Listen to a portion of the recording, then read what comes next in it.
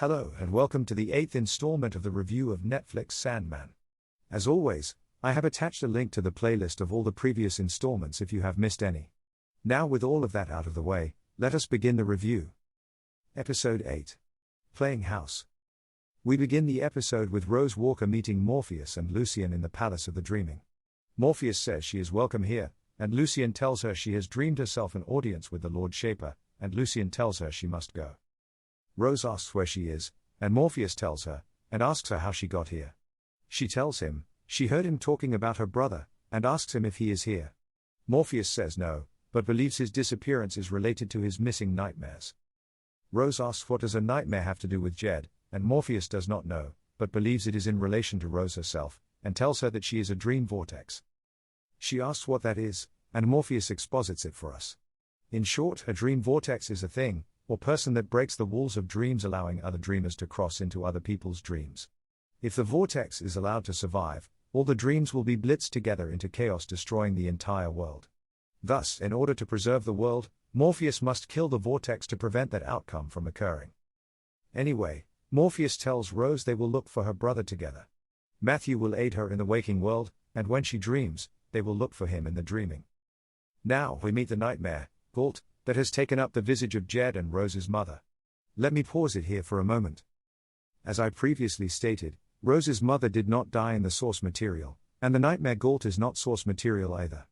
Rose's mother was killed off in the show in order for her to portray this non-source material nightmare.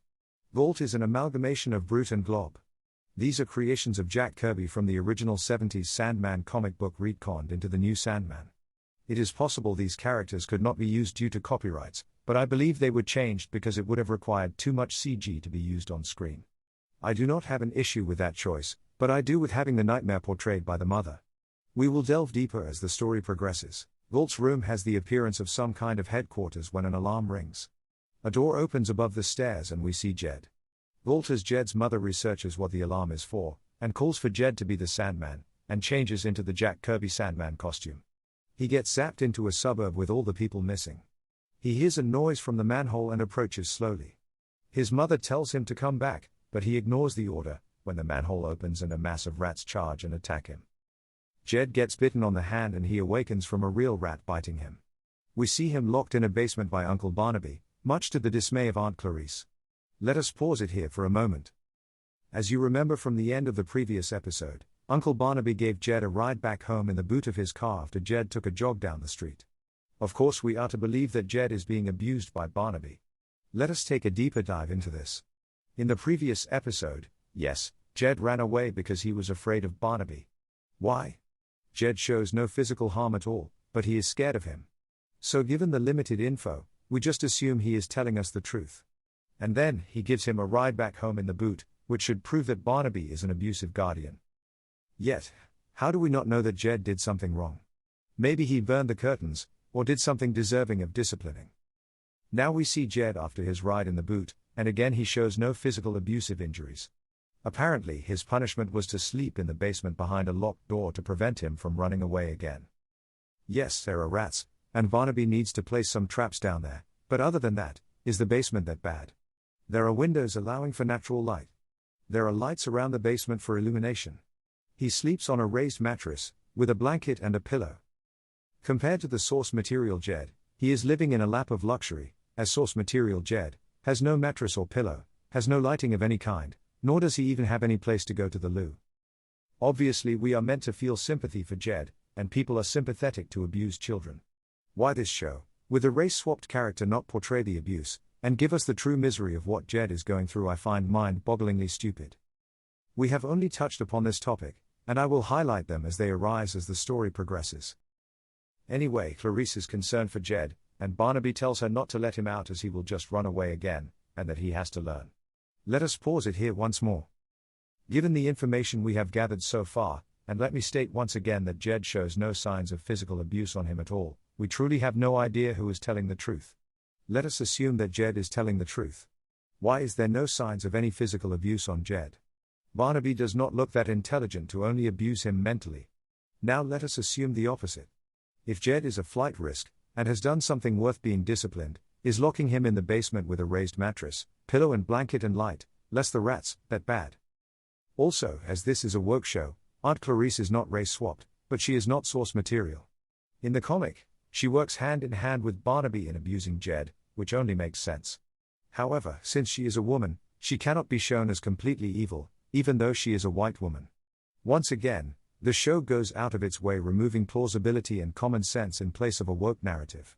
Anyway, let us continue. Rose wakes up in the morning, and decides to look for her brother by canvassing the neighborhood in hopes that somebody has seen him recently. Rose calls Unity to get her up to speed with the search, and we see that the Corinthian is next to her having a pleasant conversation together, and he gathers all the details of Rose's current whereabouts. Let me pause it here for a moment. Remember from the past episode where the Corinthian meets Rose's flat sitter, and they have a butt-bang session. As I said then, why he does not kill him after getting the information he needed, did not make sense. If he was going to go to London anyway to find out, then it truly makes no sense that he doesn't kill him. The only reason I can see for him not being murdered is because he is black and gay. Apparently in a woke show, those two attributes combined are quite powerful in preventing any harm being caused to the character. Digression over. Rose prints out a bunch of flyers, and shows them to her flatmates, and are all just as interested, and volunteer to help her canvass the neighborhood. In the meantime, Lyta is still sleeping and dreams of her dead husband, Hector. Let me pause it here for a moment. Hector is in the source material, however, his character is drastically changed. In the comic, he is the 70s Sandman, being controlled by Brute and Glob, in the attempt of creating their own dream realm in hopes of escaping and hiding from Morpheus. Since the show took that aspect away from him, and gave it to Jed, he is a completely useless character. His story arc has been rendered pointless, and the show relegates him to a cuck and a simp. Anyway, as they were architects, he is building their dream house, and he shows Lyta. He shows her the nursery, and she asks why did he make it. Hector tells her that she can stay here with him, and they can have the life they always wanted. Finally awake, Rose tells Lyta she is going to canvass the neighborhood, and Lyta says she will have another word with the social worker. Back in the dreaming, Morpheus is busy reading about Rose and Jed Walker. Lucien steps in and asks if he knows anything about Unity Kincaid, which Morpheus knows only two things. Fuck and all. Lucien tells him that Unity is their great-grandmother, and she is the last survivor of the sleeping sickness. Just to remind you, she is 117 years old. Get the fuck out of here. Anyway, Morpheus believes that his absence from the dreaming has something to do with the creation of the vortex, and Lucien asks if that is a possibility. Morpheus tells her even he does not know how they are created, but they just are, and leaves with a book in hand. Back in Florida, Rose is placing flyers wherever she can, as Hal accompanies her. They talk about her past, which is completely banal dialogue, and Lyta visits the social worker again apologizing for Rose's bitchy attitude, and pleads once more for her assistance. After Lyta leaves, the social worker calls Jed's residence, and schedules a wellness visit. Clarice tells Barnaby that it was the social worker, and she scheduled a meeting with them, and Barnaby tells her to call her back. We learn that Barnaby is caring for Jed only for the $800 per month allowance, and called Jed up from the cellar. Barnaby tells Jed what is happening and to behave when the social worker comes to visit, or else he will tie him to the pipes down in the cellar, break every bone in his body. Let us pause it here for a moment. Now we hear our first abusive threat to Jed. If he behaves, he gets to sleep in his bed, if not, he will receive the consequences. Given this threat, it is clear that Jed is being abused even with the lack of any physical abuse whatsoever. We shall see what the results are. At the beach, Rose speaks to Matthew, and the Corinthian sees them getting spooked by Matthew. Instead of approaching Rose, the Corinthian approaches Hal, and gets the information he needs to find Jed. Let me pause it here for a moment. This is the same day that Rose called Unity in the morning. As you can see, she is wearing the same shirt as she did in the morning and now. What time is it? Afternoon. Perhaps 3 o'clock or somewhere around that. What time did Rose call Unity? Anywhere between 7 a.m. to like 9 a.m. The point is, how did the Corinthian get there? Did he teleport from London to Cape Kennedy? If so, that is the first I have heard of such a thing from happening. Once again, the showrunners simply do not care about continuity at all. In the meantime, the social worker is making her wellness visit with Jed. She sees nothing wrong, since it is clear from what we witnessed, he received no physical abuse whatsoever from Barnaby or anybody else. With a stolen post-it note, he writes a message trying to give it to the social worker in secret. Jed gives the social worker a hug and drops the note into her open purse. Back at her office, she opens her purse and finds no note, but the Corinthian pays her a visit asking about Jed. Back with Jed and family, Barnaby praises Jed for doing a good job in placing the note in the social worker's purse. This is a bummer, man. That's a bummer. Next, we see the Corinthian has murdered the social worker obtaining the file on Jed. Apparently, the Corinthian was not interested in a butt-banging session with her. That night, Rose dreams and stumbles into her flatmate's dreams until she meets up with Morpheus. They end up in front of her old home again, and we see Jed's mother in the headquarters seeing Morpheus on her displays. She tells Jed that he is the most powerful of them all. The Lord of Nightmares.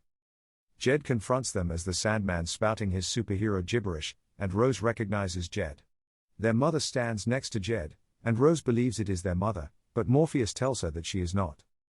Suddenly, Jed recognizes Rose, and they embrace in joy. Morpheus stares daggers at Colt, and tells her it is time for her to come with him. She steps up to Jed and tells her she is sorry. Jed gets scared, and Rose asks her where he is, and spouts off gibberish naming Aunt Clarice and Uncle Barnaby, until Morpheus ends the dream. In the cellar, Jed yells out Rose's name, and Barnaby removes his belt to exact some corporal punishment, when a knock comes to their door. Back in Lyta's dream, her simp husband is making breakfast for them, as a simp does. He pleads her to stay again, and suddenly her belly grows large and she is pregnant. In the morning, Rose searches the gibberish Jed spewed in the dream, and she finds an address. Simple as that, because when it comes to this show, stupid is as stupid does. We see that Lyta did not simply dream she was pregnant, but is actually pregnant. In the Palace of the Dreaming, Morpheus and Lucien speak to Colt. Why is Lucien present? What function does a librarian have to do with the punishment of a nightmare? None whatsoever, and yet, here she is. At this point, I am absolutely mental at how pissed off I am from this episode, but we are almost at the end, so let us press forward, and delay the commentary until then. Anyway, Morpheus scolds Colt, and she replies that Jed was being abused. Morpheus tells her that she abused that abuse. She tells him that she never intended to rule, but only be a dream and not a nightmare. Morpheus tells her that is not her choice. She was, and is created to be a nightmare, and that is her function. Colt agrees, but she says they can change. Morpheus tells her they all have their created functions, and they must perform them. Even he, as the Lord Shaper, is bound to the duties before him. Colt challenges him, stating if that were true, then why did all of the dreams and nightmares leave the dreaming during his absence? Lucien chimes in and says they have all returned, and Colt says if they returned by choice or by fear of reprisal, and Colt defiantly states that she is not afraid. Morpheus tells her what the purpose of a nightmare is and banishes her into the darkness for 1,000 years. As Colt disintegrates, she stays defiant, saying it is better than making others afraid, and even a nightmare can dream. After this exchange, my anger for the show has just increased exponentially, but we are almost done. Patience. Patience. Without saying a word, Morpheus senses Lucien's dissatisfaction with his punishment of Colt. She says that she was something else before she was the librarian here. She says they all change, and perhaps even Morpheus. Morpheus thanks Lucien for caring for the dreaming during his absence, and relieves her of all duties, relegating her back to the library. About fucking time, you fucking useless fucking beta male. Excuse me. We are almost done with the episode. Finally, we see Jed after the previous night. Remember, Barnaby said he was going to tie him down to the pipes, and break every bone in his body. Yet, look at him. No cuts. No bruises. No nothing. He was not even tied up. So was Barnaby lying? Why would he threaten him physical abuse from uncooperating behavior, and then not carry out his threat? What is the point of threatening him in the first place if he is not going to carry out the punishment, you dumb motherfucker? Apologies. We are almost done. Anyway, Jed emerges from the cellar unscathed, and sees the Corinthian. He tells Jed that he was sent by his sister Rose, and we do not see what the Corinthian did to Barnaby or Clarice. Next, we see Rose at the residence with the police there, and tell her that they only found 2 bodies, and there was no child. Finally, we see the Corinthian with Jed in a car taking him to see Rose. This concludes episode 8. Finally, let us discuss the previous scenes. Let us start with Colt. Once again, she is not source material, so everything about her is not either.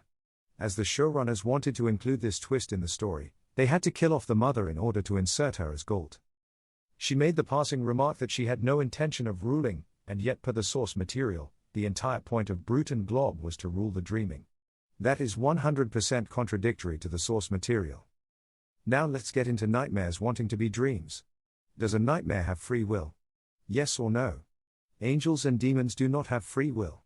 Only humans have free will. Let us assume that Colt is correct, and wishes to change.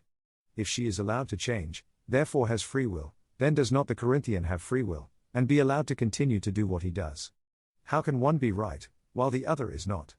Not only is this a double standard, but they make it a woke double standard as Colt is a black woman, and the Corinthian is a white male. Bullshit. Bullshit. This is bullshit. Now let us discuss her banishment.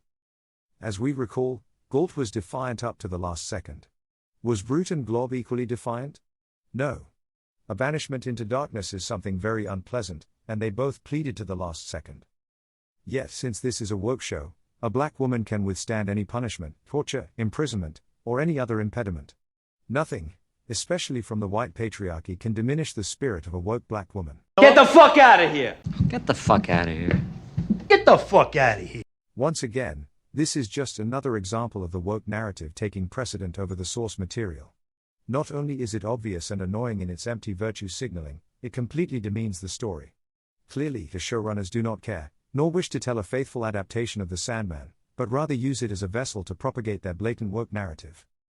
As disappointed as I am as a fan, and I am sure the showrunners do not give any fucks about my disappointment, so let me state that this show gives zero fucks about the integrity of the source material, nor does it give zero fucks about giving us a true faithful adaptation of the source material, as it has been constantly sacrificed at the altar of wokeness time and time again. Simple fact is the name, the IP of the Sandman, has a following, and a reputation. That goodwill was used to exploit its fan base, and to propagate Netflix's ESG scores. Basically, the showrunners are nothing more than company men doing what they are told. In the end, only one thing mattered. You're just about the fucking money.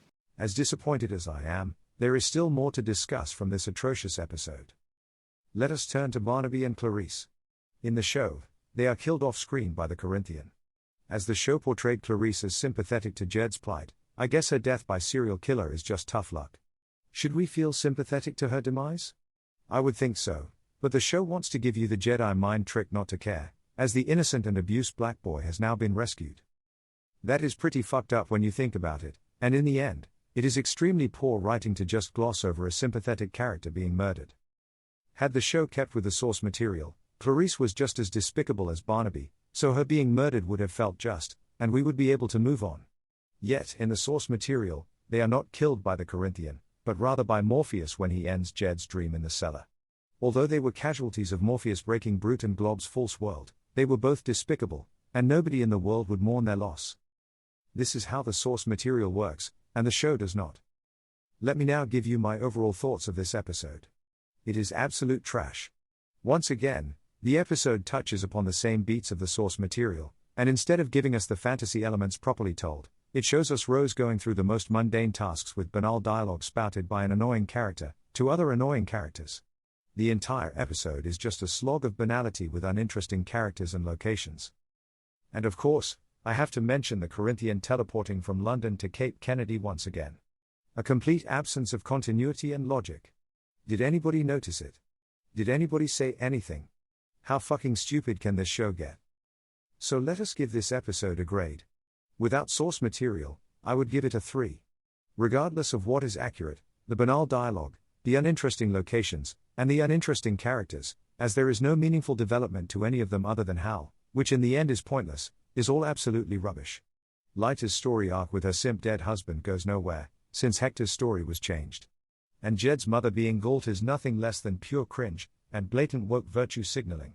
Next time, do the same thing, but make Colt a white male. Do you think that would pass the first draft? No fucking way. With the source material, it is a 1, because it's the lowest number I can assign it. As with everything I previously said, nothing resembles the Sandman in its true form at all. Of all the episodes that we have gone through, this is the worst episode so far. This concludes the review of fucking episode 8. As always, thank you for watching, and I hope to see you in the next installment. Until then, have a nice day, and take care.